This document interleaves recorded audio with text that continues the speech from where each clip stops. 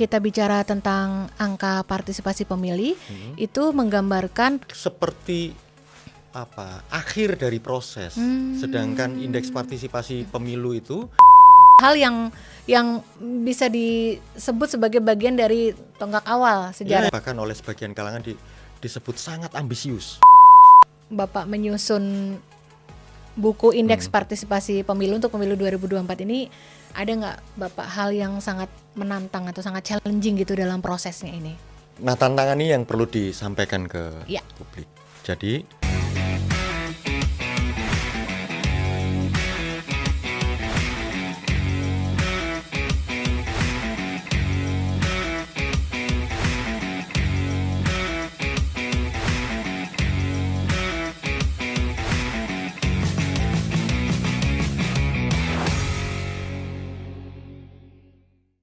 Halo teman pemilih, terima kasih ya Anda kembali bergabung di kanal YouTube Komisi Pemilihan Umum Republik Indonesia. Hari ini suasananya sangat cerah, cuaca di area kantor gedung KPU juga luar biasa menyenangkan. Mudah-mudahan suasana happy dan menyenangkan ini juga dialami sama teman pemilih dimanapun berada. Hari ini adalah podcast KPU RI dan kali ini saya Reni yang akan menjadi host untuk episode kali ini bersama tamu spesial kita. Siapa tamu spesial kita? Tak lain dan tak bukan, adalah Bapak kita sendiri, Kadif kita Sosdikli Parmas, Bapak Agus Melas. Bapak apa kabar? Baik Mbak Reni. Sehat Bapak? Ya, puji Tuhan. Puji Tuhan, sehat. Senang sekali lihat Betul. Bapak juga sehat. Pimpinan-pimpinan kita semua juga dalam keadaan sehat ya Bapak ya. Betul. Teman pemilih nih mungkin yang agak lama nggak dengar kabar atau belum sering lihat kabar Bapak Agus Melas, anggota KPU Divisi Sosdikli Parmas. Nah, sekarang bisa ketemu dan menyapa lagi sama beliau. Boleh dong Pak, sebelum kita mulai ngobrol-ngobrol, dibagi dong kabarnya akhir-akhir ini, aktivitasnya apa saja Bapak? Ya, memang kelihatannya nggak banyak beredar ya, tapi sebenarnya tiap hari saya di kantor. Ya, ada di sini. Saya di kantor. Sekarang ini dengan momentum tahapan yang mulai ada jeda lah ya sedikit gitu ya. Betul. Itu sebenarnya bagian-bagian penting yang biasanya sebagai manusia ya merefleksikan perjalanan kita selama ini, mengevaluasi banyak hal, kemudian membaca lagi literatur-literatur yang mungkin sudah hampir terlupa gitu ya. Termasuk juga mengkonfirmasi dan mitigasi data-data yang ada di lapangan, data-data yang dihasilkan oleh proses pemilu maupun pilkada yang memang itu diproduksi oleh teman-teman di daerah. Dan kalau lihat perkembangannya sebenarnya data-data itu sangat menjanjikan dan sangat punya prospek untuk kemudian dikonstruksi sedemikian rupa dengan metodologi yang cukup kuat, itu jadi produk-produk yang akan sangat bermanfaat bagi kajian maupun evaluasi dan juga saya kira perumusan-perumusan kebijakan ke depan untuk ini ya KPU ya, untuk penyelenggaraan pemilu terutama. Itu tentu betul Bapak, tentu juga berangkat dari keadaan kita saat ini di mana kita kalau di tahapan pemilu kan sudah di ujung, sudah selesai. Berarti kita berada di tahap evaluasi, melihat kembali hal-hal yang perlu apa yang perlu dikaji dan perlu dicermati dari yang sudah kita lakukan ya Bapak ya. Dan tentu saja kalau tahapan pilkada irisannya yang masih berjalan, kita baru saja nih Pak, kemarin kan kita gelar konferensi pers ya untuk mengupdate kepada semua teman pemilih masyarakat di Indonesia atau dimanapun berada bahwa proses pemungutan suara ulang pasca putusan Mahkamah Konstitusi masih berjalan. Kemarin baru saja Pak Melas bersama pimpinan KPU menggelar konpres untuk mengupdate perkembangan pasca PSU di 3 titik ya Bapak. Di Pesawaran, Lampung. Kemudian ada Palopo, Kota Palopo, sama Mahakam Ulu. Di 3 titik tersebut, pasti teman pemilih yang mengikuti kabar pilkada juga pasti mengetahui ya mana yang saat ini masih berjalan, dan bahkan juga kemarin berbarengan dengan putusan MK ya, pembacaan putusan. Iya. Dari 7 perkara yang diajukan itu di 5 tempat, kita tentu sangat bersyukur dan mengapresiasi jajaran kita ya, karena mereka sanggup kemudian dalam persidangan MK membantah dalil-dalil dan menyediakan bukti-bukti yang kemudian dirasakan oleh hakim mahkamah cukup untuk dilakukan penilaian, dan semua perkara tersebut di 5 tempat tadi itu semuanya dinyatakan dismissal atau tidak dilanjutkan dalam tahap berikutnya. Jadi ya tinggal tunggu proses penetapan. Artinya tuntaslah untuk pilkada di 5 daerah itu. Betul. Ya. Mendengarnya senang sekali ya Bapak ya tentu, kemarin itu ya. sangat membesarkan hati ya. Iya. Dan itu sebenarnya kita bisa tahu betul itu sebenarnya kalau di KPU RI-nya ya tentulah ya karena penanggung jawab akhir. Tapi day to day yang sangat concern pasti teman-teman kita yang di kabupaten kota setempat. Betul luar biasa Pak.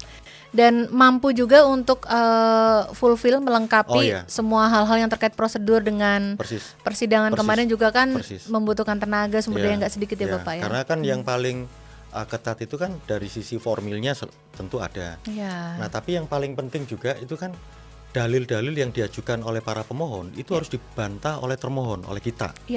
Jadi kalau misalnya pemohon ngajukan 5 dalil, kita harus bantah itu semua dalil itu. Jadi setiap dalil harus disertai dengan bantahan itu disertai dengan bukti-bukti yang sangat kuat dan otentik gitu. Nah itu akhirnya menurut mahkamah selesai gitu. Betul. Pasti mahkamah juga, majelis juga melihatnya seperti itu ya Pak data yang diminta cukup, hal yang ditanyakan mampu dijawab, dikonfirmasi. Kita semua bersyukur sekali teman pemilih karena ini kan pekerjaan yang harus dihadapi oleh KPU dan memang harus dihadapi tahapan demi tahapan. Mau selelah apapun, mau semenuntut apapun ya tetap harus kita jalani. Dan rasa senangnya itu tentu saja dirasa sampai di pusat sini ya Bapak. Itu kan? Menyesakkan lah itu. Saya kan waktu pembacaan putusan itu ada di ruangannya Pak Ketua. Jadi saya, Pak Ketua dan Pak Derajat. Nah kemudian Bu Iva kan ada di persidangan. Kalau pimpinan lain kan sedang di luar kantor ya. Jadi satu persatu itu kita perhatikan tuh bagaimana kemudian dalil-dalil itu kemudian dibantah dan kemudian bagaimana penilaian mahkamah, termasuk pertimbangan-pertimbangan mahkamah, dan itu kita bisa lihat kelihatannya ini dismissal. Tapi kan kita belum ini ya, tapi dari pembacaan kita lah. Kalau lihat dari apa yang disampaikan oleh hakim di Mahkamah Konstitusi. Begitu. Dan alhamdulillah ternyata hakim pun, majelis pun menetapkan sesuai yang kita harapkan ya Pak ya. Senang sekali, bersyukur sekali. Buat teman-teman ya yang di 5 daerah itu. Terima kasih Bapak atas apresiasinya. Ini pasti senang sekali jika didengar teman-teman di sana semua. Pasti happy banget dan kita angkat topi lah itu. Angkat topi ya Bapak ya. Tepuk tangan juga. Kalau itu. Kalau lompat-lompat kan nggak perlu diperlihatkan gitu. Rahasia kita itu. Teman-teman di sana yang kemarin sudah berhasil lolos menyelesaikan tahapan persidangan lanjutan di Mahkamah Konstitusi, selamat, kita mengucapkan selamat. Bapak juga tadi sudah menyampaikan apresiasinya. Pasti sekarang lagi narik nafas itu lega. Ya betul. Tinggal menetapkan saja sehingga daerah tersebut segera lakukan punya kepala daerah definitif dan melanjutkan program-programnya. Itu juga akan ditunggu-tunggu. Termasuk untuk yang 3 daerah yang tanggal 24 Mei ya kemarin semuanya berjalan dengan lancar. Di Makamulu, di Pesawaran dan Kota Palupo. Dan kemudian kurang dari 24 jam itu kita sudah dapatkan update dalam sistem Sirekap. Semua unggahan C hasil sudah masuk untuk TPS. Jadi sejak awal kita sudah bisa mengkurasi data-data otentik yang berasal dari setiap TPS, yang itu nanti kita bisa gunakan sebagai sarana monitoring. Kemudian publik juga bisa mengontrol bagaimana kemudian data yang ada di Sirekap nanti jadi semacam alat kontrol ketika proses rekapitulasi manual berjenjang di tingkat PPK sampai ke kabupaten kota. Jadi sekali lagi kan sebenarnya ini menegaskan komitmen KPU. Dan komitmen itu juga dioperasionalkan bahwa kita sangat transparan, kita sangat terbuka, publik bisa melakukan pemantauan, bisa ngontrol, bahkan kemudian alat ukurnya juga sama. Jadi data-data atau mahkota suara mahkota pemilu itu kan suaranya pemilih di setiap TPS, itu yang kemudian kita jaga. Betul. Gitu.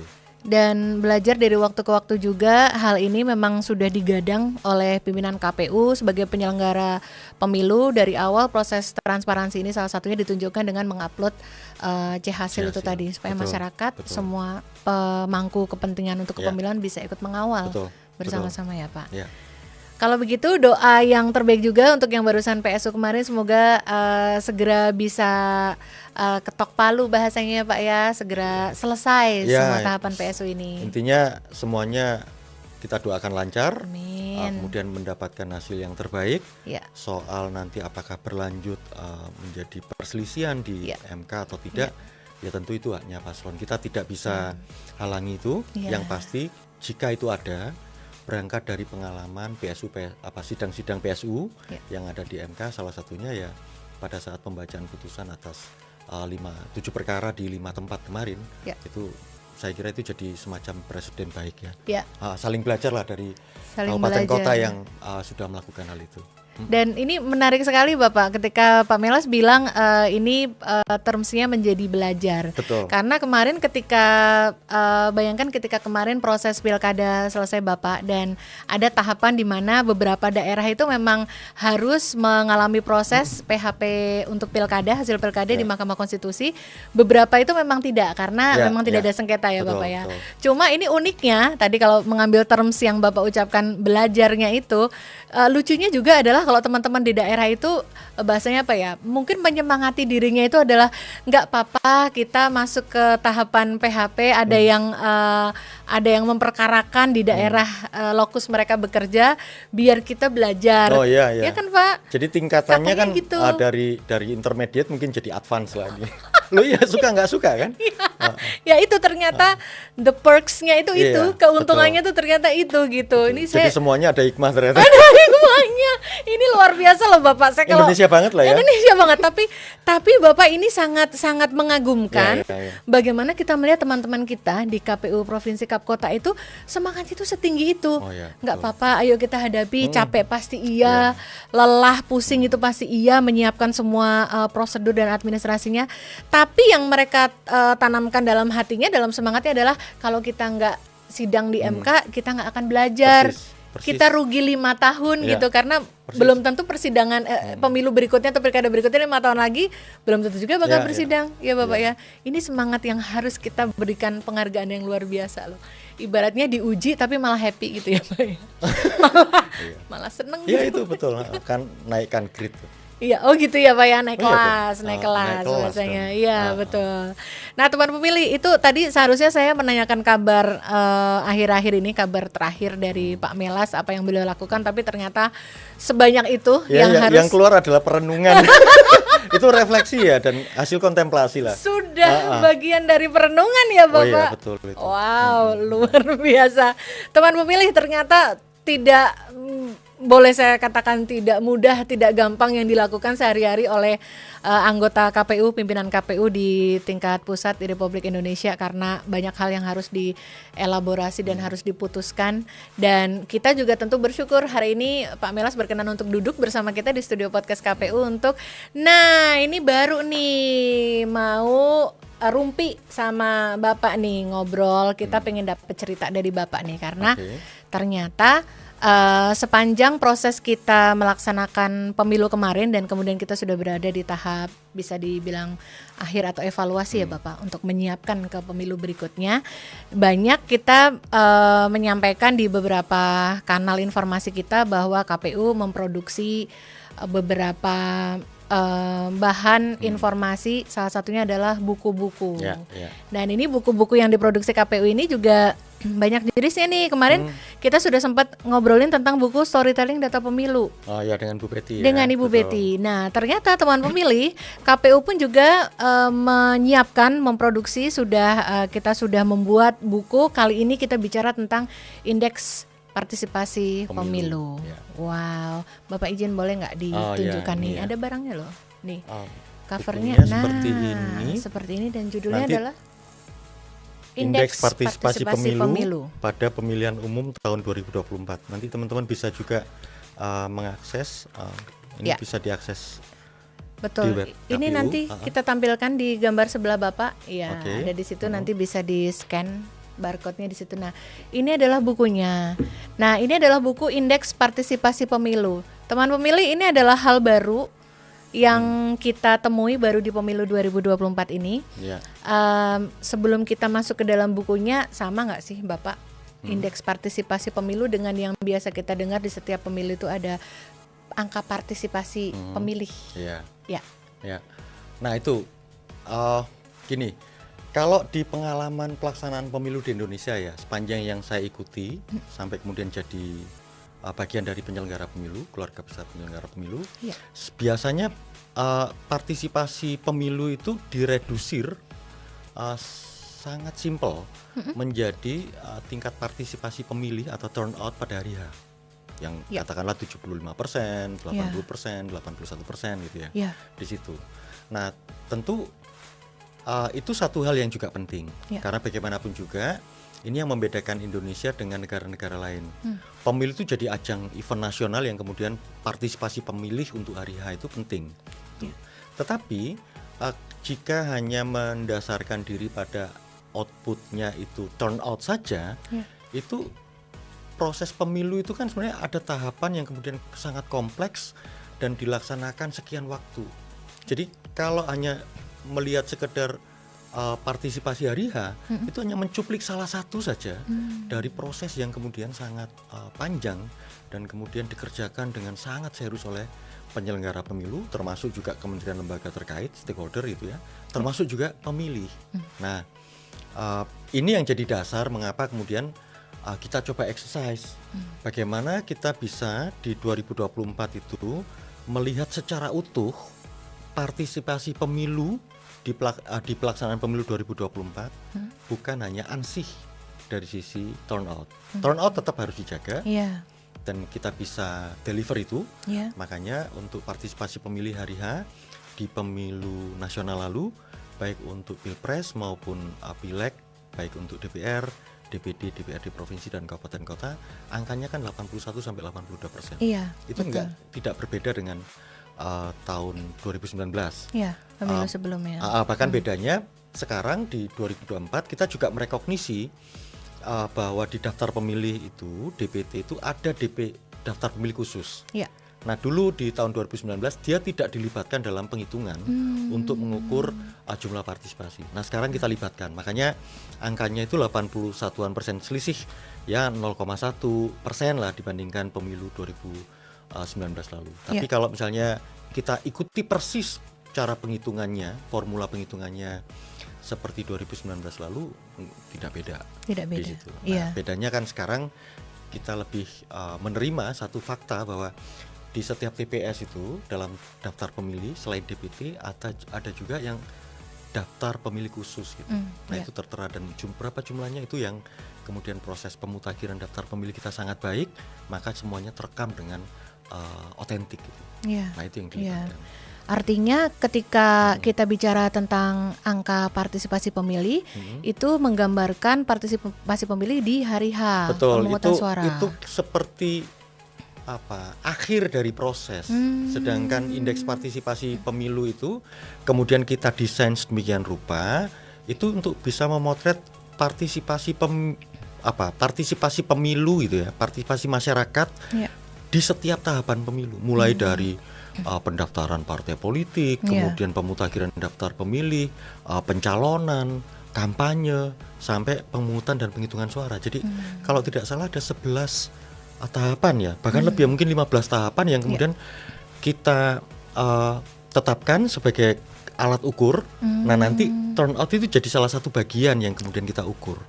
Nah itu yang kemudian kita libatkan tentu kami dalam konteks kebijakan pimpinan KPU RI dan kami melibatkan pihak-pihak di luar, terutama orang-orang yang memang ya cerdik cendekia yang selama ini punya pengalaman, punya kompetensi dalam menyusun riset-riset yang relevan gitu ya.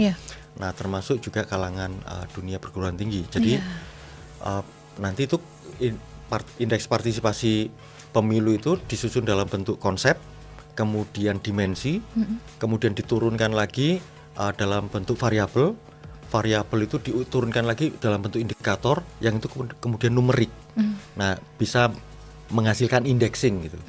Nah indexing itu nanti nggak cukup karena kalau kuantitatif gitu saja itu sangat terbatas untuk dianalisa. Dilanjutkan lagi dengan proses-proses yang sifatnya kualitatif. Ada FGD mengkonfirmasi ke satuan kerja kita, datanya begini di tahapan ini begini gitu. Jadi ada proses-proses itu yang kemudian disusun dalam kok ya, tentu buku Ya. yang memenuhi kaidah-kaidah ilmiah. Ya.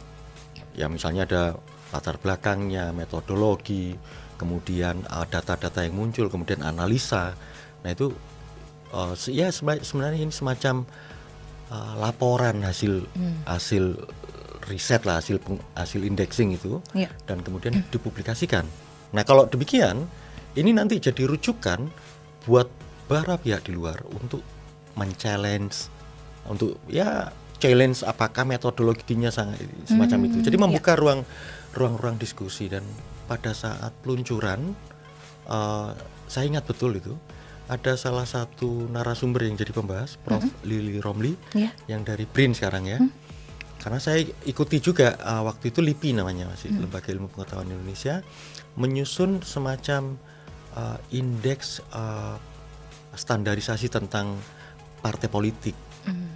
Nah, beliau sampaikan lepas dari segala catatan yang ada, tapi dibandingkan misalnya waktu itu produk yang harusnya dikeluarkan oleh LIPI, sampai sekarang laporan hasilnya belum ada.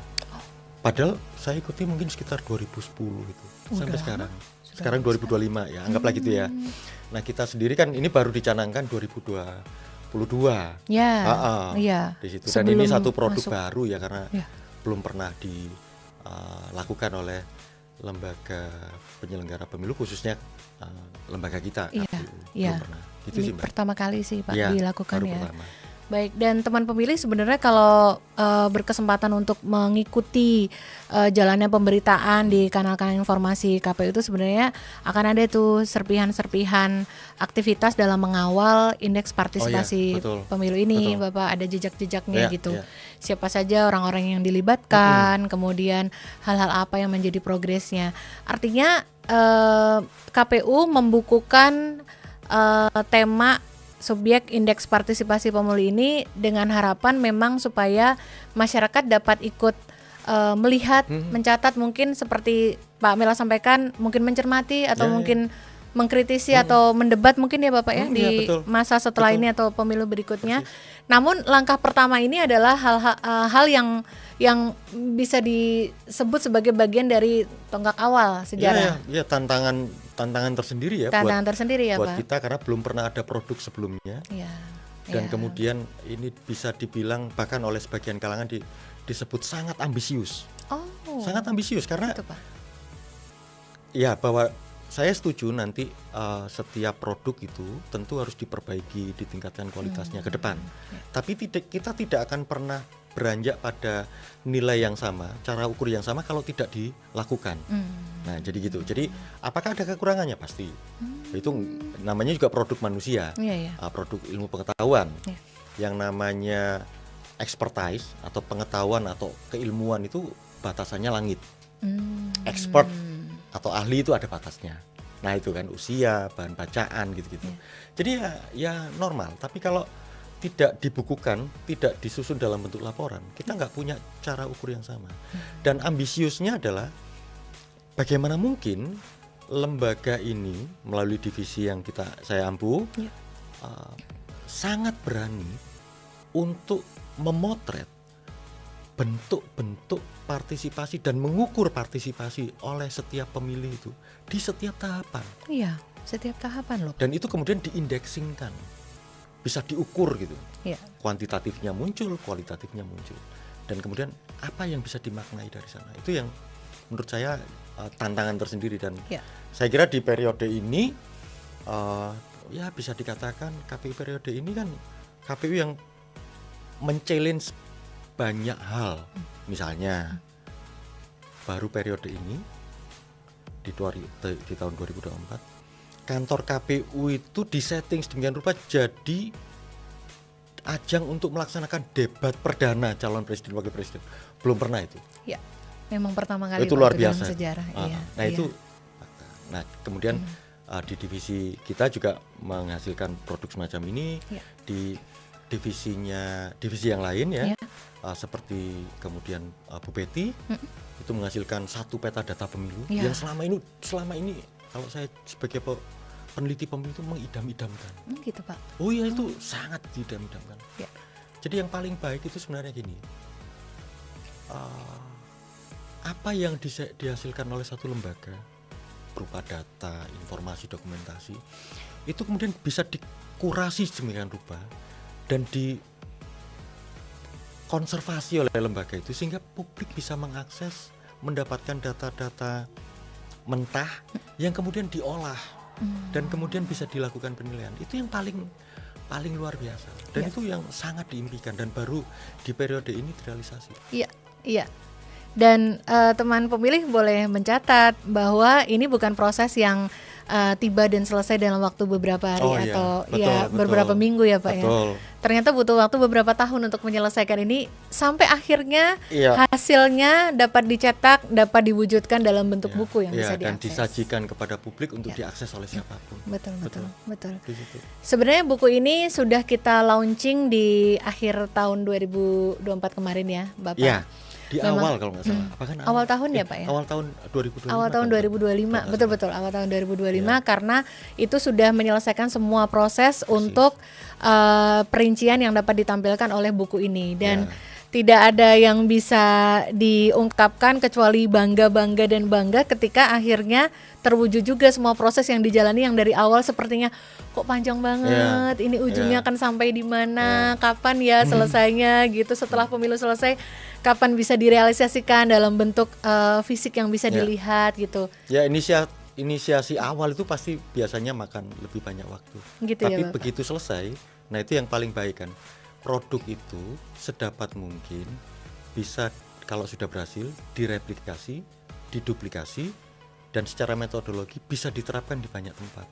Oleh karena itu makanya sekarang ditindaklanjuti, tentu setelah kita juga mengevaluasi di indeks partisipasi pemilunya, ini kan potret pemilu 2024-nya ya.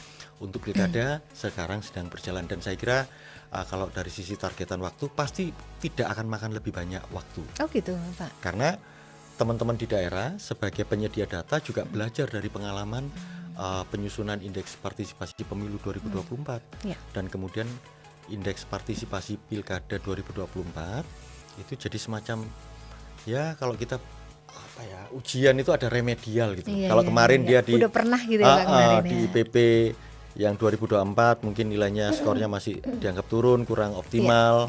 Mereka juga berhadapan dengan tahapan-tahapan lain ya. Jadi mungkin agak ini terbengkalai sedikit. Tapi di 2024 tahun yang pilkada saya kira itu jadi mekanisme yang sangat baik untuk mereka belajar banyak hal, kemudian melakukan akselerasi dan kemudian mengkonservasi data-data yang memang dibutuhkan. Ya, itu penting sekali. Iya. Menyimpan, mengkonservasi data-data pemilu itu kan karena itu data yang kita produksi sendiri, yang kita miliki, nggak ada instansi lain yang punya ya Pak ya. Oh iya, betul itu. Ya kan? Dan apa yang kita keluarkan itu otoritatif tuh. Iya. Itu jadi rujukan tuh. Betul. Dan ini penting juga untuk kita highlight teman pemilih. Pak Melas tadi menyampaikan keterlibatan dari teman-teman di KPU Provinsi dan Kap Kota. Persis. Benar, karena memang terwujudnya indeks partisipasi pemilu ini memang melibatkan sebegitu banyak unsur di dalam KPU ya Bapak ya.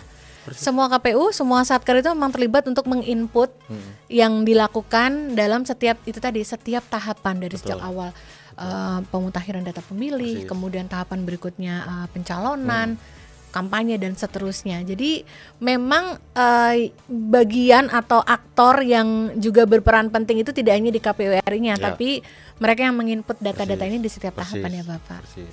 Ini sebenarnya mengagumkannya adalah itu tadi yang sempat disebutkan Pak Melas bahwa bagaimana data-data yang diinput itu diindekskan menjadi angka.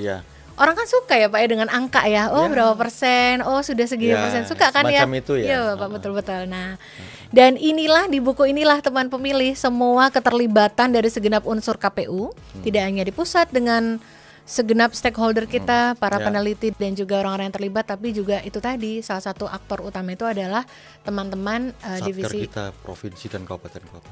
Betul. Karena data lapangannya kan mereka yang punya. Ada di sana ya Pak ya. Bukan di kami. Jadi jempolnya juga untuk teman-teman teman-teman provinsi, KPU provinsi, KPU Kap Kota juga. Nah teman pemilih, rasanya nanti kita masih ingin melihat lagi apa yang Pak Melas bisa ceritakan dari buku indeks partisipasi pemilu ini untuk pemilu 2024 ini. Tapi teman pemilih jangan kemana-mana, harus tetap setia di kanal YouTube Komisi Pemilihan Umum Republik Indonesia untuk podcast KPU RI, karena kita akan segera kembali setelah yang satu ini. Teman pemilih, terima kasih banyak ya sudah selalu setia di kanal YouTube Komisi Pemilihan Umum Republik Indonesia, dan Anda masih menyaksikan podcast KPU RI. Kali ini bersama anggota KPU Republik Indonesia, Kepala Divisi Sosdikli Parmas, beliau Bapak Agus Melas.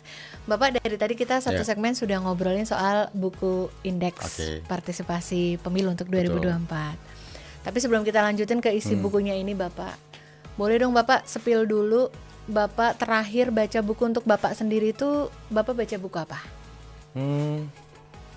Iya, saya tuh lagi belum dapat stok baru. Tapi jadi buku-bukunya masih buku yang lama, yang masih kadang masih baru separuh saya baca. Itu kalau nggak salah bukunya Rutger Bregman deh. Iya. Humankind. Humankind. Iya, sejarah tentang manusia ketika menghadapi banyak tekanan, situasi-situasi yang nggak mudah. Ternyata dia bisa survive, dan kadang-kadang di tengah tekanan itu justru muncul yang umur-umur yang menarik itu. Oh iya Pak. Iya. Gitu. Itu kalau nggak salah Bapak pernah spill dari salah satu. Iya. Saya ulang lagi tuh baca. Iya. Diulang lagi Bapak ya. Lanjut gitu atau diulang dari awal Bapak? Ya kadang-kadang saya juga pengen chapter yang ini kayaknya menarik gitu. Saya baca lagi. Biasanya gitu yang ulang-ulang. Gitu. Iya. Itu yang Bapak bilang. Teori buku ini mengungkapkan bahwa semua manusia itu pada dasarnya baik. Iya, membantah teori yang orang pada dasarnya kayak binatang buat manusia yang lain. Iya, ternyata enggak juga. Iya. Terutama muncul di situasi krisis. Kan itu backgroundnya Perang Dunia II itu. Dalam keadaan tertekan, terpepet, terpojok gitu ya Bapak ya. Justru humannya keluar. Gitu sih. Berkebalikan ya Pak ya dari yang orang premis-premis dasar. Betul. Biasanya kan dalam keadaan seperti itu keluar aslinya gitu. Betul, itu membongkar asumsi-asumsi kita yang kita harus sering meriksa memang asumsi kita jangan-jangan keliru gitu ya Pak ya, dibandingkan gitu ya. Makanya baca buku. Ya, itu membantu kita untuk selalu berpikir positif lah tentang yang lain. Iya, mengungkap fakta-fakta yang lebih banyak lagi. Bapak ngomong kalau pegang buku itu, baca buku itu termasuk yang suka nih bahasanya, kalau teman-teman saya yang pecinta buku itu termasuk yang suka memperlakukan buku dengan hati-hati banget, atau termasuk yang nggak baca kalau saya nggak stabiloin, itu belum baca kalau saya belum lipat-lipat halamannya gitu. Bapak tipe yang mana? Kalau lipat-lipat enggak. Jelas saya pasti menjaga. Tapi yang pasti stabilo itu juga bagian menjaga. Gitu. Karena begini, ada buku-buku tertentu ya. Saya ingat itu ketika belajar tentang districting atau pembentukan daerah pemilihan. Itu representation, ya, meeting the ideal of principle one man one vote gitu. Saya lupa bukunya itu dari Profesor Yang gitu, Peyton Yang, sama satu lagi ahli matematika itu. Nah, karena tentang sejarah Amerika dan sejarah pembagian alokasi kursi dan metode hitung matematika itu karena dalam bentuk bahasa Inggris ya, saya harus stabilo, dan kemudian saya baca ulang dan itu baru saya mengerti. Ya memang begitu gitu. Tapi ada buku-buku yang ya karena bacaannya mungkin lebih dengan bahasa yang nggak terlalu kompleks gitu ya. Ya saya cukup mengingat, terus kemudian saya kasih pembatas buku. Tapi prinsipnya ya buku itu ya karena saya selama ini juga baru sadar kan hidup saya dari itu juga gitu. Gitu ya Pak. Pengetahuan yang saya dapatkan dari buku itu yang kemudian menghidupi saya lah sebenarnya. Makanya saya harus melakukan dia dengan sangat baik gitu. Karena ternyata Bapak, teman-teman yang salah satunya itu pernah jadi tamu kita juga di podcast ini, klub buku. Jadi kasta tertinggi seseorang pembaca buku itu adalah ketika mereka mampu memperlakukan buku itu sebaik-baiknya. Tidak hanya tidak dicoret, tidak hanya tidak dilipat, tidak hanya disampuli, bahkan ada cara khusus Bapak untuk meletakkan atau menjaga buku. Jadi ternyata jaga buku itu pakainya bukan semata-mata sampul Bapak, tapi plastik zipper. Itu Bapak, itu disimpan di situ. Jadi teman pilih plastik kayak plastik kantong. Benar. Itu muat bukunya, tapi ada kayak ziplocknya di atas itu Pak, keret gitu Bapak. Betul. Itu cara terbaik. Untuk sealed ya. Seal ya Pak ya, di seal gitu. Itu teman pilih ternyata. Itu Pak cara kasta tertinggi itu gitu. Jadi kayak mungkin selama ini kalau kita manusia biasa yang dibesarkan hidup bersama buku itu ya boleh di stabilo, agak buat nandain atau ditandatanganin atau gimana itu. itu ternyata jauh dari perilaku itu, betul. katanya Bapak. Ya. Tapi itu kan beberapa orang. Ya setiap orang kan tertentu. punya metode untuk Iya, ini. iya betul. Tapi bicara soal buku terakhir yang Bapak baca dan salah satu buku yang ternyata sangat berkesan untuk Bapak tadi, teman pilih itu jadi mengingatkan saya ketika pertama kali, ini jadi putar balik sedikit nih Pak sebelum masuk ke buku. Pertama kali saya ini secara pribadi bekerja di KPU, di kepemiluan ini. Salah satu itu Bapak jauh dari sebelum menjadi pimpinan KPU nih Bapak masih jadi peneliti, tapi sudah bekerja bersama KPU kan. Jadi saat itu saya masih calon pegawai negeri, CPNS.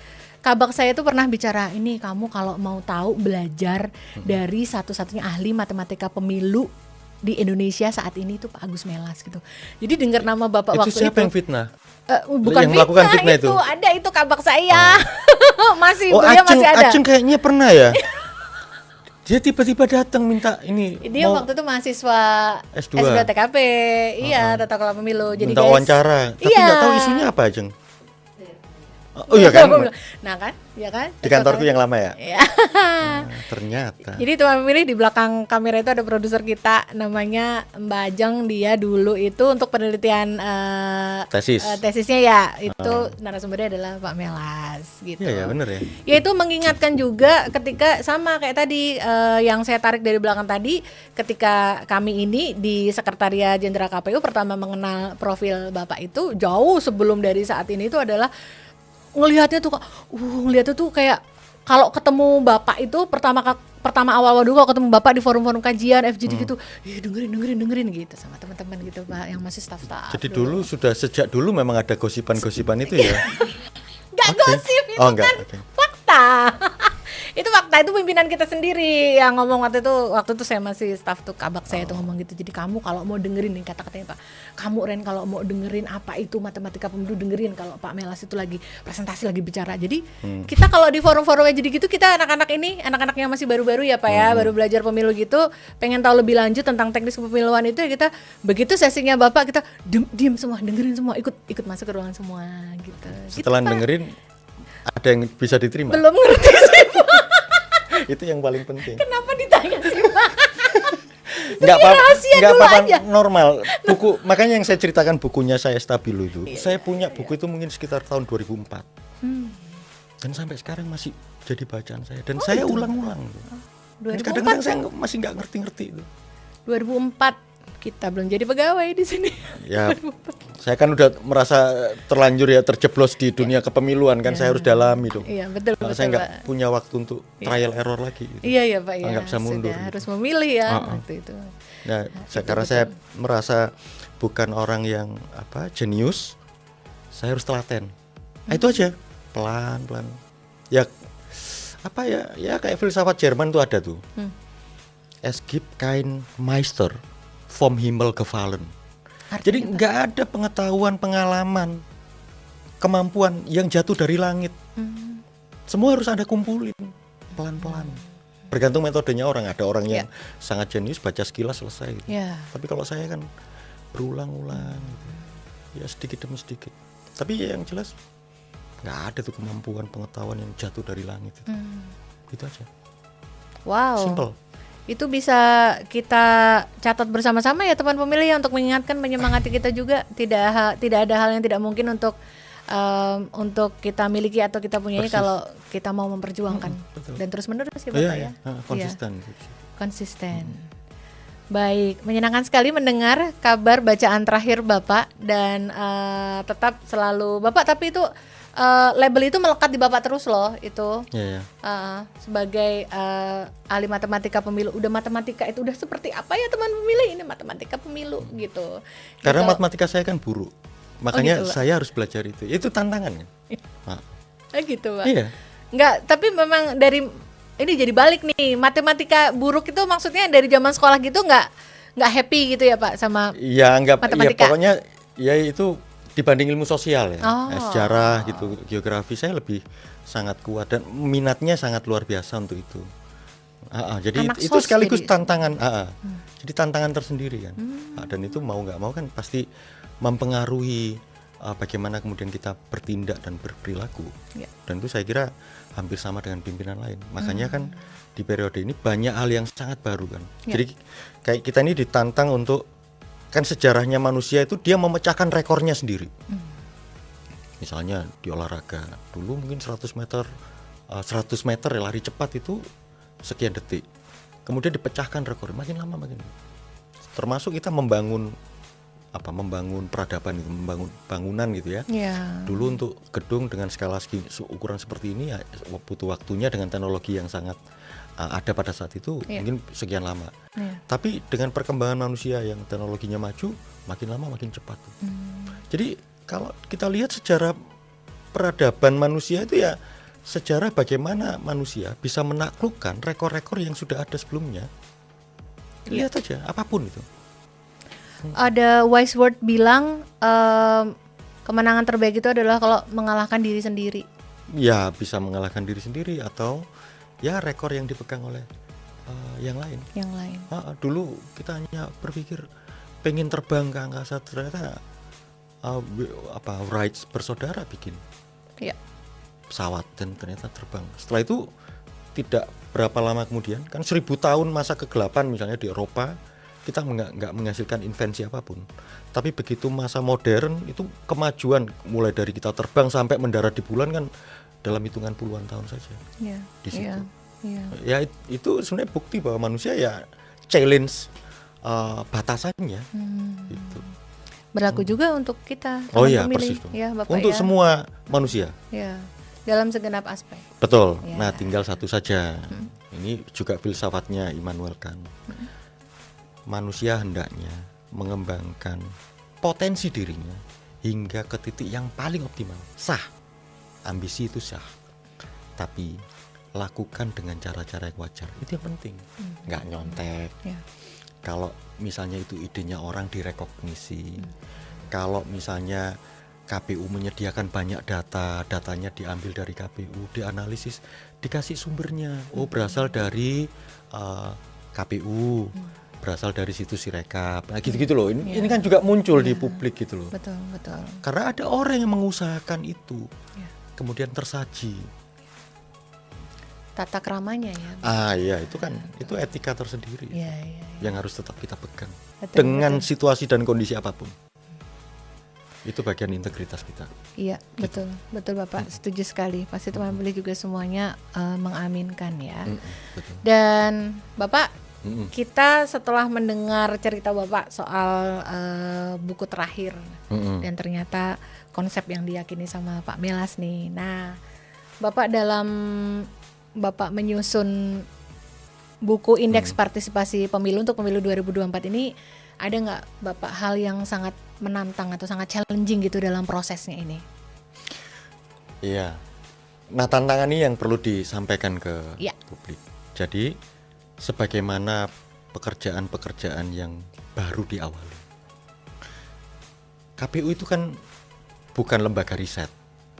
Nah, sedangkan pekerjaan ini sebenarnya dimensi intelektualnya mengemuka. Nah itu nggak gampang. Tetapi itu sekaligus mematahkan mitos bahwa kemudian pemilu itu dipahami hanya keterampilan gitu.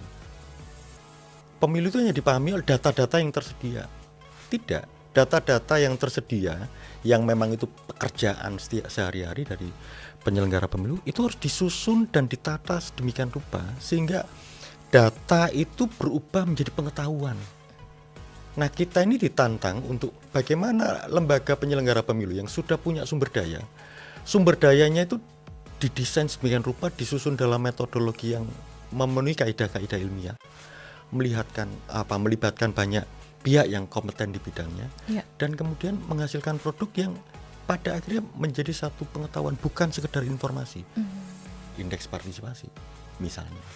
Nah, tantangannya apa? Selain tantangan itu ya, tantangannya kan begini. Misalnya nih, indeks ini mulai diperkenalkan, mulai dimunculkan sebagai satu kebijakan gitu ya, di akhir Desember tahun 2022, kalau nggak salah Konsolnas. Kita tidak lagi memandang partisipasi pemilu hanya pada hari H. Hari H itu penting, oleh karena itu harus dipertahankan. Tapi orang tidak akan hadir di hari H tanpa ada prakondisi. Nah, proses yang prakondisinya itu yang harus dipotret. Nah, sebagai kebijakan itu kemudian tentu saja kita harus punya kepercayaan terhadap pihak luar untuk menyusun itu dalam kerangka konsep, dimensi, variabel sampai kemudian indikator dan punya metodologi. Oke. Gunanya apa? Gunanya itu untuk begini loh. KPU itu ketika sudah menetapkan kebijakan dan kemudian disusun dalam langkah-langkah strategisnya, disusun dalam metodologi, maka kalau itu dipergunakan secara konsisten, sebenarnya dia meminimalisir sedapat mungkin segenap subjektivitas yang akan muncul punya potensi di pimpinan KPU. Jadi teman-teman satker kita ini nge-input aja data, ya tentu mereka dikenalkan dulu kan instrumen ini gunanya apa. Nah, begitu mereka input data, apapun yang akan dihasilkan, data-data itu dikonversi jadi indexing, memotret tahapan ini indeksmu berapa, tahapan ini indeksmu berapa, dan keseluruhan indeksmu berapa. Percayalah, itu sudah tidak melibatkan variabel intervensi apapun dari pimpinan KPU RI. Jadi udah mekanik gitu. Nah, kita nggak biasa. Nah, yang kedua, ketika diperkenalkan di periode 2022 Desember itu kan bisa dipahami. Yang hadir Konsolnas, setelah itu beberapa waktu kemudian sampai 2023 dan sebagian di 2024 ya sebagian kecil ada pergantian anggota sehingga terputus. Jadi makanya ada yang protes. Loh, partisipasi kami di hari H itu paling tinggi kok, tapi scoring indeks partisipasinya paling rendah misalnya. Nah, karena lagi-lagi dia berpatokan hanya pada output di hari H, result di hari H, tapi tidak lihat proses itu.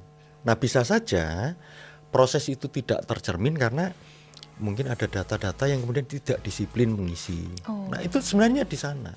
Tapi sekali lagi yang kita mau tegaskan, bisa saja kita punya kebijakan-kebijakan tertentu, misalnya memberikan penghargaan atau apresiasi kan ada variabel subjektivitas nggak bisa dihilangkan kan? Pasti ada. Oh, ini kayaknya menarik nih secara kualitatif. Tapi dengan indexing ini yang namanya subjektivitas itu udah hilang gitu. Nah, makanya nanti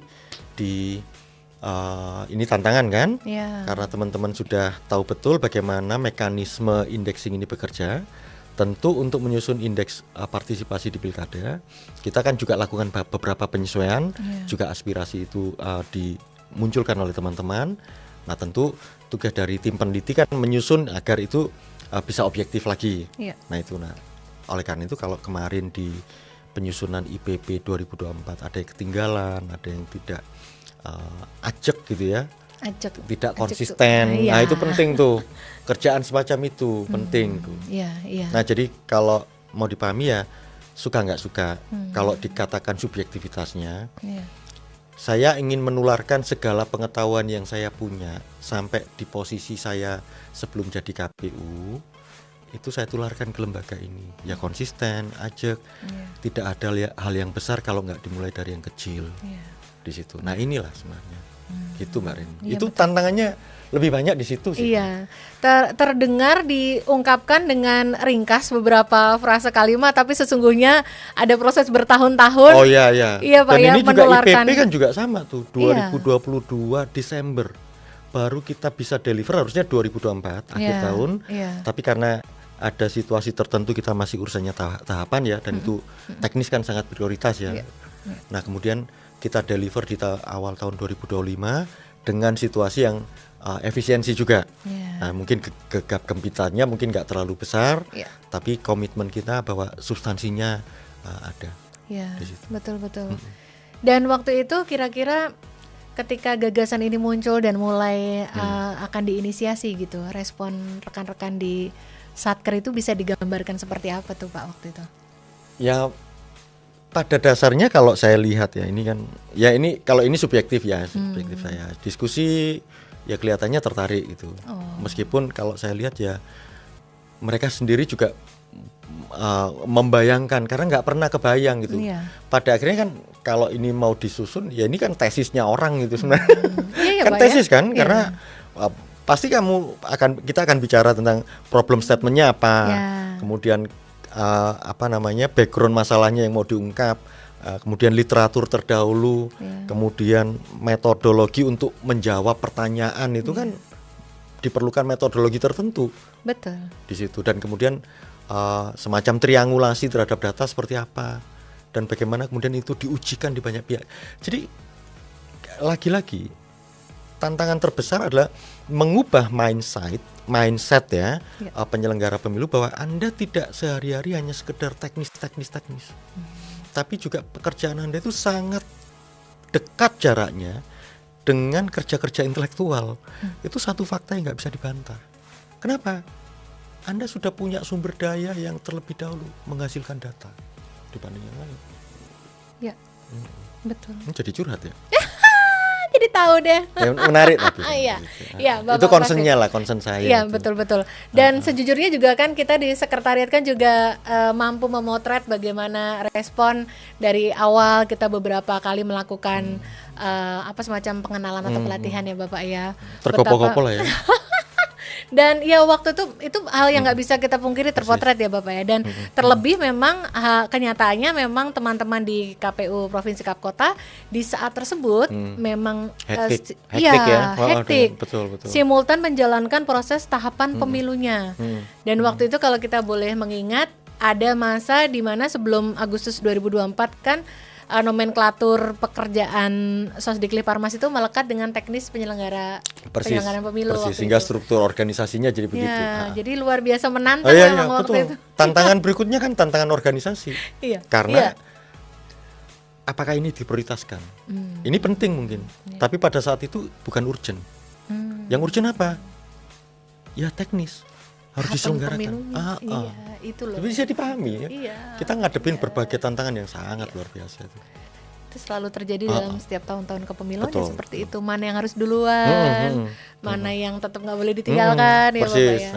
Iya, kita menghadapi tantangan itu, challenge tersebut, tapi ya kita berada di titik ini saat ini dan dengan bangga bisa kita bersama-sama mengatakan we did it. Iya. Kita mempertanggungjawabkan komitmen kita kan, dan deliver produk ini. Betul dan sekali. Sekarang ya tinggal bagaimana respon dari publik secara umum, termasuk kelompok-kelompok strategis dan juga saya kira kampus, untuk kemudian mendiskusikan, untuk kemudian menilai apakah metodologi yang kita pergunakan itu cukup memadai. Dan kalau kemudian kita kembangkan ke depan akan seperti apa penyesuaian. Tapi pijakannya dari sini. Kalau enggak kita enggak punya pijakan. Itu ya kritik sama itu. Waktu Bawaslu nyusun indeks kerawanan pemilu pilkada sama. Kritiknya enggak karu-karuan. Tapi setelah itu ya lembaga yang baik kan konsisten ya. Setiap tahun di kualitasnya diperbaiki dan akhirnya ditiru juga oleh lembaga-lembaga lain, bikin indeks juga. Nah itu baru bisa kesentuh di KPU ya 2024 ini. Iya, betul. Saudara kembar kita yang satu kan juga sudah mulai menghasilkan indeks apa ya? Yang satu kerawanan pemilu, yang satu kan etik ini kepatuhan etik. Tapi juga. Saya sih sampai sekarang belum pernah melihat laporan hasilnya dalam bentuk buku ya. Kalau IKP yang indeks kerawanan pemilu dan pilkada di Bawaslu ada. Nah di KPU ada. Nah kalau yang launching waktu itu kelihatannya saya belum lihat dalam bentuk laporan ini utuh ya. Sehingga kita bisa ngecek metodologinya seperti apa, kan kita juga pengen belajar dari situ. Karena yang paling baik itu kan gini, riset itu kan berangkat dari pertanyaan. Nah pertanyaannya kemudian berikutnya adalah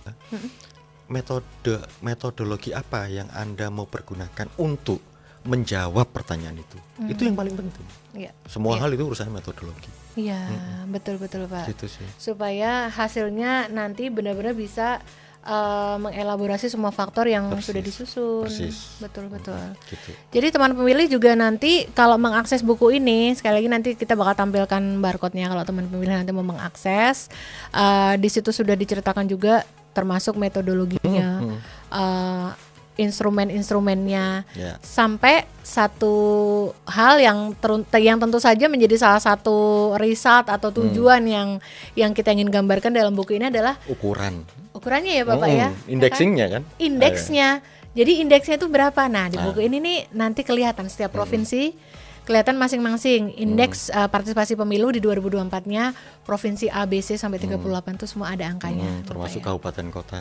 Kabupaten kota juga 500 sekian, Ada semua. KPU semuanya ada indeksnya Persis. masing-masing dan masing-masing di bagian dari kami KPU provinsi dan Kap Kota juga bisa melihat nih. Persis. Oh, ternyata IPP atau indeks partisipasi pemilu di 2024 kami ini angkanya. Ya, Gitu. di situ. Betul. Nah, kayak kita boleh lah Pak ini spill kepada teman pemilih kayak mungkin top 5-nya aja Oh, iya, mungkin iya. ya. Nah, Kalau detailnya ada di buku ya. ada di buku, boleh nanti dilihat, dibaca langsung. Mangga Bapak mau disepil yang Ya. provinsi dulu. Kalau yang provinsi ya, ini scoring ini sebenarnya punya semacam cut off. Jadi kalau misalnya skor atau indexingnya itu antara 60, ya kira-kira 60 ke bawah itu tingkat partisipasinya dianggap involvement. Ya, terlibat gitu ya. Keterlibatan. Iya. Nah kalau kemudian cut off 60 sampai 77,5 naik. itu sudah engagement gitu. Engagement. Jadi ya. orang agak bounding ya Iya. dengan proses-proses tahapan. Iya. Nah kemudian kalau indexingnya itu 77,5 sampai 100, maka dia partisipatori. Memang Istilahnya ini juga partisipatori. jadi satu bahan diskusi lebih lanjut. Apakah cut off ini memadai atau tidak? Tapi kalau nggak ada ini kan kita nggak bisa diskusikan. Iya. Nah bahwa ke depan mungkin kita bisa review, oke, nggak ada soal, tapi cut off-nya begini. Iya. Nah dari situ kemudian kita bisa lihat tuh untuk 5 provinsi ya yang kategori skor indexingnya paling tinggi itu Jawa Timur Wow. di skor 77,66, jadi partisipatori. Iya. Kemudian daerah istimewa Yogyakarta 77,55, kemudian provinsi Jawa Barat 76,55, Banten 73,98, Jawa Tengah 72,42. Itu yang provinsi. Nah, memang ini akumulasi dari kabupaten kotanya. Iya, iya. Kemudian kalau yang kabupaten kota itu Kota Tangerang itu skor IPP-nya paling tinggi se-Indonesia dengan indeks itu 85,89. Wow. Kemudian Kabupaten Sleman 84,67. Kabupaten Gunung Kidul yang ketiga 84,17. Tipis. Kemudian Kabupaten Goa di Sulawesi Selatan 83,28 dan kemudian Kota Mataram di Nusa Tenggara Barat 82,62. Jadi kita bisa lihat ini juga ternyata kalau lihat peta datanya tidak terkonsentrasi hanya sekedar di Jawa. Artinya ya sangat bergantung bagaimana kemudian teman-teman itu mendokumentasikan segala data-data relevan, menjaganya dan menginputnya dalam sistem yang kemudian langsung dia mengubah jadi indexing. Indeks itu. Iya. Gitu. Diangkakan. Iya. Oh, iya. Dan ini sama sekali nggak ada nih variabel intervensinya pimpinan, nggak ada. Ya, Bapak. Dan kalau ada pastilah saya yang akan marah luar biasa kan. Iya, gitu. pasti. Iya, pasti. Betul. Nah, itu tadi hanya beberapa 5 teratas aja, tapi semuanya listnya daerah mana, kabupaten mana, provinsi mana sudah tersaji semuanya di buku ini loh, teman pemilih. Betul. Nah, ada hal juga nih Pak Melas dan juga teman pemilih yang disebutkan juga di dalam buku ini adalah salah satunya mengungkap ada subbab yang ini membagikan cerita inovasi apa yang dilakukan oleh Satker nih di lokus masing-masing KPU mungkin Kap Kota atau provinsi yang memiliki keunikan dalam caranya mendorong partisipasi pemilih atau mensosialisasikan informasi kepemilian supaya masyarakat semakin terinformasi, diberikan informasi yang sebenar-benarnya sebanyak-banyaknya terhadap kepemilian, jadi bisa menggunakan hak pilihnya dengan sebaik-baiknya. Betul. Ada nih Bapak di bagian buku ini bisa kita sepil nih. Nah, ada subbab yang menceritakan tentang itu dan kita boleh nih sekarang minta kepada Bapak untuk favoritnya Bapak yang mana nih dari beberapa daerah yang punya inovasi-inovasi aktivitas dalam Sosdiklik Parmas, tapi cukup unik atau menarik menurut penilaian Pak Melas. Nah ini teman-teman, jadi Mbak Rini, kalau kita lihat ya, buku ini kan ada 2 substansi ya yang pertama ya. Substansi utamanya memang untuk mengukur indexingnya. Tetapi dalam proses pekerjaannya kita itu, kan kita bisa sekaligus buku ini membuka cakrawala yang lebih luas terutama pada publik ya secara luas. Ya. Ada peristiwa-peristiwa di daerah yang kemudian menghasilkan partisipasi yang juga sangat tinggi. Itu juga didorong oleh bagaimana mereka berinovasi di tengah segala dinamikanya. Ya. Nah kalau soal indexing kan kelihatannya angka-angka dan gak bermakna itu. Orang bisa melihat itu, tapi sekaligus buku ini memfasilitasi bagaimana kemudian potret-potret dari inovasi itu muncul yang dilakukan oleh Satker kita. Kalau dikatakan mana yang paling favorit di antara inovasi itu, saya tidak bisa menyatakan mana yang paling favorit menurut saya. Karena menurut saya semua hal itu, inovasi itu berangkat dari bagaimana teman-teman merespon tantangan yang tersedia. Dan inovasinya luar biasa. Ya macam-macam kan kita bisa lihat ya. Ada yang misalnya mereka bikin program sosialisasinya itu Road to Village itu. Jadi yang Road to Village. Misalnya itu Manggarai itu. Ya, NTT.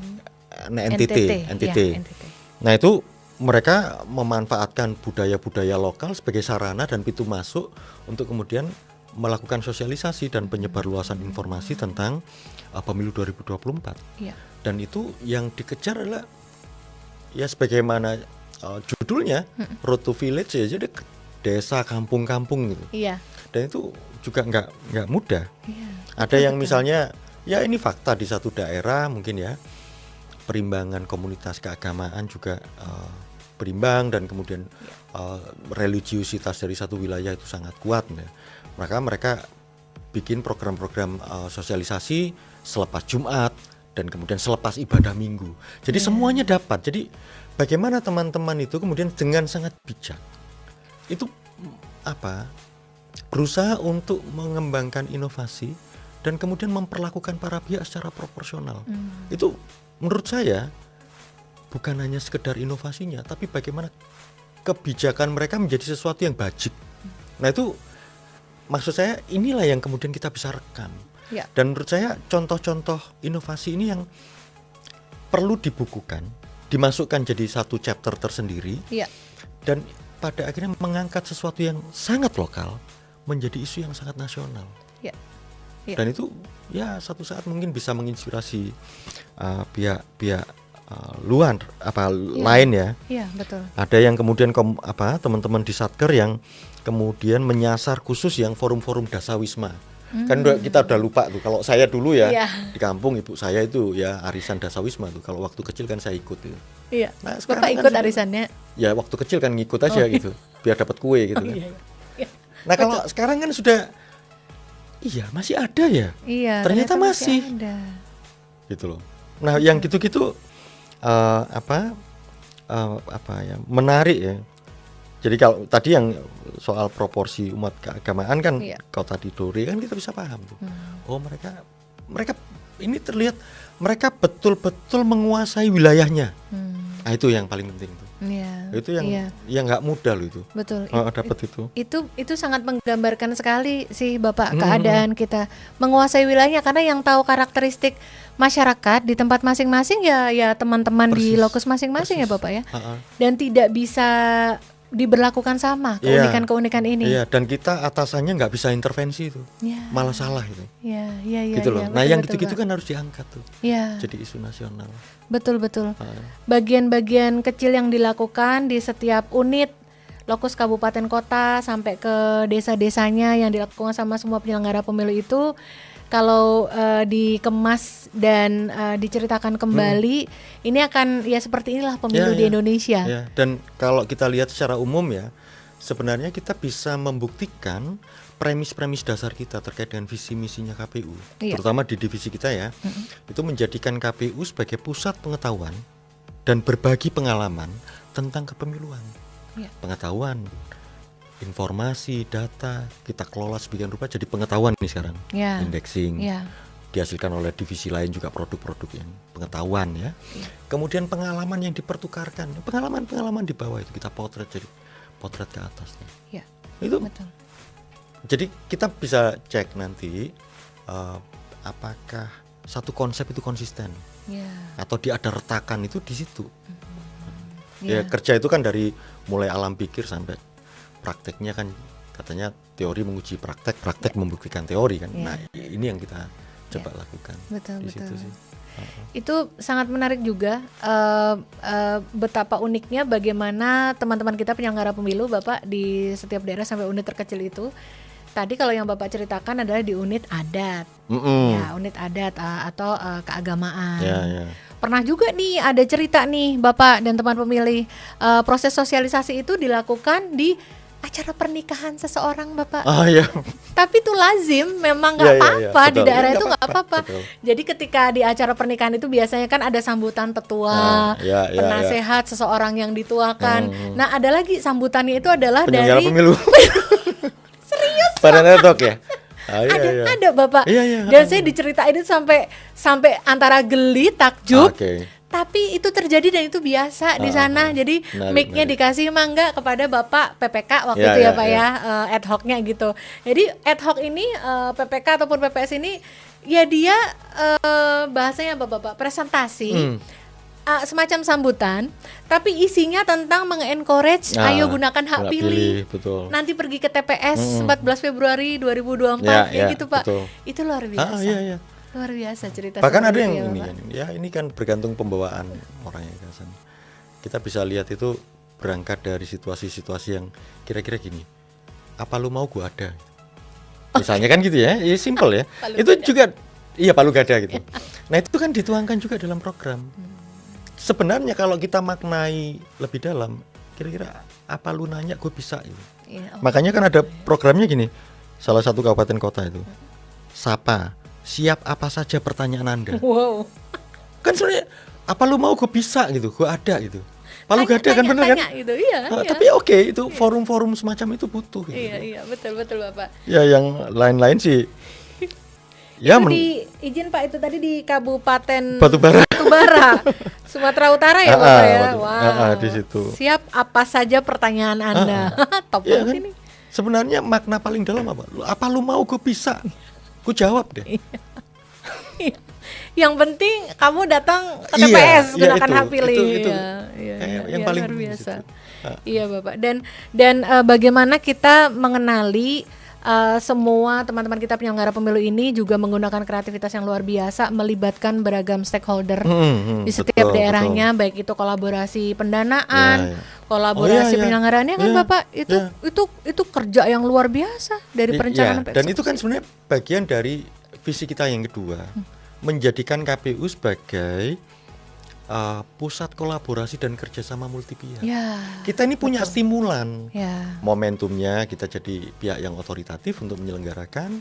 Kita punya stimulan ya sekian rupiah lah untuk sosialisasi, dan kemudian justru di sana kemudian gayung bersambut kelompok-kelompok masyarakat, kesenian terlibat, dan kadang-kadang itu kontribusinya dari mereka. Betul.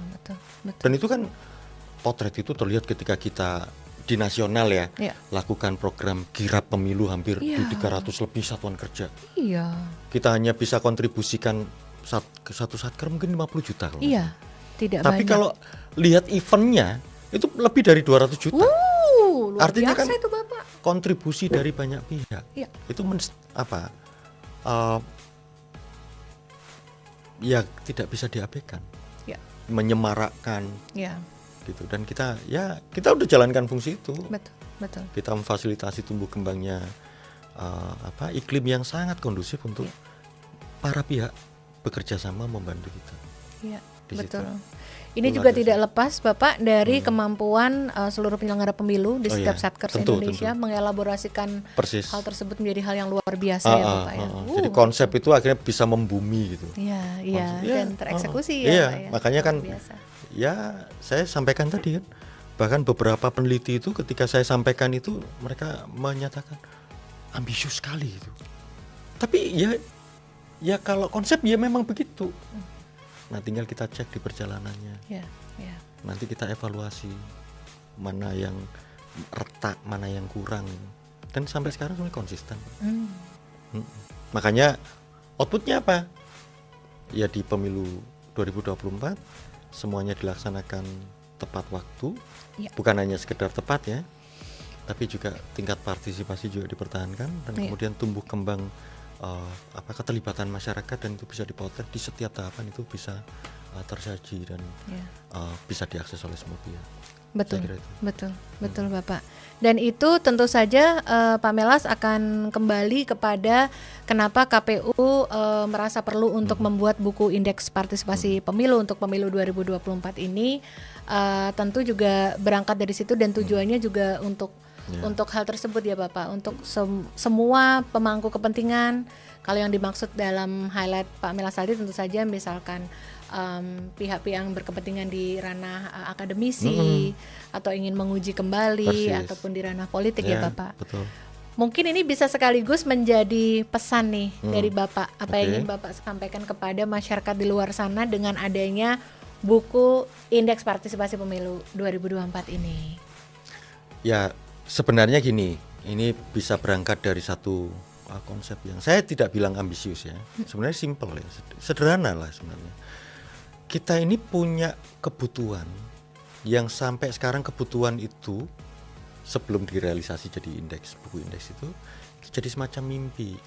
Mimpi kita itu kan mampu tidak kita mendokumentasikan segenap proses aktivitas dalam bentuk program, dalam bentuk kerjasama, dalam bentuk kegiatan-kegiatan sehari-hari yang dilakukan oleh setiap satuan kerja kita dalam menyelenggarakan pemilu, terutama di setiap tahapan. Itu yang kita nggak pernah. Nah, sekarang hasilnya ini sudah ada, dan inilah potret dari segenap aktivitas itu, yang ya kurun waktunya kan 30 bulan tahapan pemilu kan, itu potret semua ada di sini. Mungkin ya tentu kita tidak bisa jangkau semua, oleh karena itu kan ada keterbatasan. Misalnya 11 tahapan program yang terpotret misalnya dengan sekian variabel yang dilibatkan, itu memang itu faktanya demikian. Nah, ini akan jadi kontribusi penting. Kalau KPU-nya kan jelas dia sebagai lembaga kan dia tetap akan ada. Nah, tapi apa-apa dalam satu periode pemilu yang kemudian dihasilkan sebagai sumbangsi kelembagaan itu terhadap dunia eksternalnya, misalnya kementerian lembaga lain. Wah, ada loh, Kementerian Dalam Negeri misalnya nanya, wah KPU-nya udah susun ya, hampir sama kan, karena mereka juga punya tanggung jawab. Indeks Demokrasi Indonesia kan salah satunya kayak Kemendagri. Nah, kemudian kepolisian juga sama punya. Dan jadi kita ini punya dasar pekerjaan-pekerjaan kita itu ada basis intelektual yang kuat di situ, dan pasti akan berguna untuk misalnya nanti pembentuk undang-undang. Dalam hal ini ada pemerintah nih, Kemendagri nanti terlibat sebagai leading sektor pemerintah di revisi undang-undang pemilu dengan partai politik yang ada di DPR. Mungkin salah satu isunya nanti berkaitan dengan partisipasi. Maka bacaan-bacaan ini menjadi penting. Nah, kemudian teman-teman kelompok masyarakat sipil, NGO segala macam, periset itu juga bagaimana kemudian mereka bisa memaknai partisipasi pemilu 2024.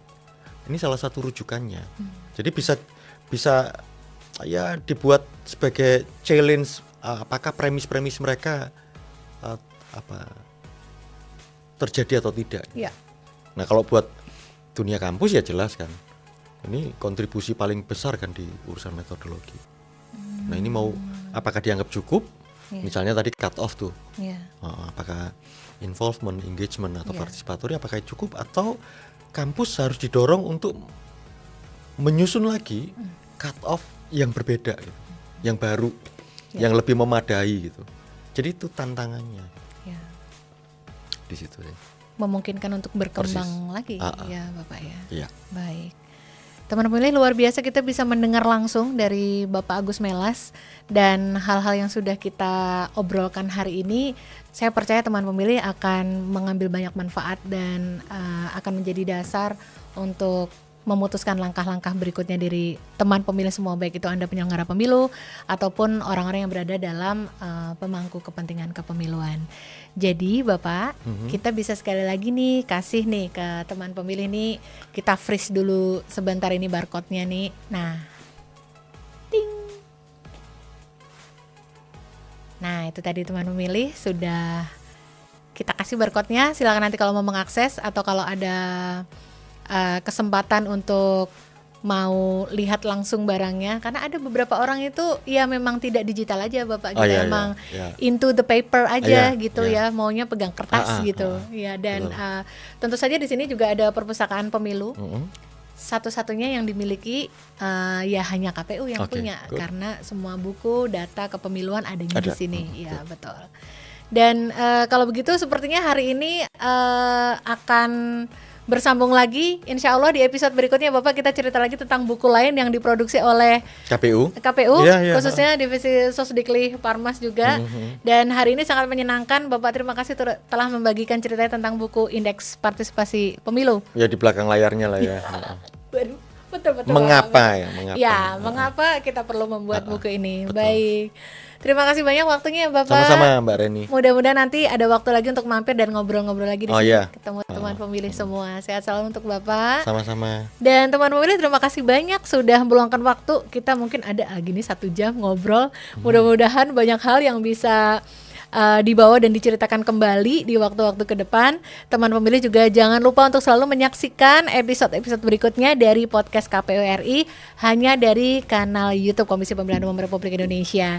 Saya Reni, host untuk episode kali ini. Saya pamit dan teman pemilih tentu saja selalu pantau semua informasi terupdate hanya di kanal informasi Komisi Pemilihan Umum Republik Indonesia. Podcast KPU RI terdepan bicara kepemiluan. Sampai ketemu lagi.